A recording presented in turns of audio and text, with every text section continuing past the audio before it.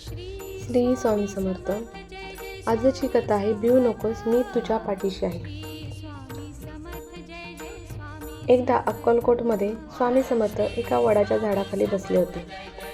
दूर दूरून लोक त्यांच्या दर्शनासाठी येत असत. एक दिवस एक गरीब शेतकरी रडत रडत स्वामींच्या चरणी आला. त्याच्या गावात दुष्काळ पडला होता. शेती वाळून गेली होती. घरात खायला अन्न नव्हतं. तो स्वामींना म्हणाला, स्वामी, आता जगायचं कसं? काहीच मार्ग दिसत नाही. स्वामी शांतपणे त्याच्याकडे पाहत राहिले. काही वेळाने त्यांनी फक्त एवढंच म्हटलं, भिवू नकोस, सर्व ठीक होईल. शेतकरी निराश मनाने परत गावाकडे निघाला. पण स्वामींचे शब्द सतत त्याच्या मनात घुमत होते.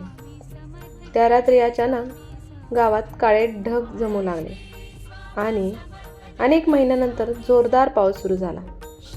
संपूर्ण गाव आनंदाने नाचू लागलं. शेतकऱ्यांच्या डोळ्यात अश्रू आले. त्यांना समजलं, स्वामींचे शब्द कधीच खोटे ठरत नाहीत. तो लगेच अक्कलकोटला गेला आणि स्वामींच्या चरणी नतमस्तक झाला. स्वामी फक्त हलकस हसले. यातून एक शिकवण काय भेटते तर स्वामींवर विश्वास ठेवला की निराशेतही आशेचा किरण दिसतो. श्री स्वामी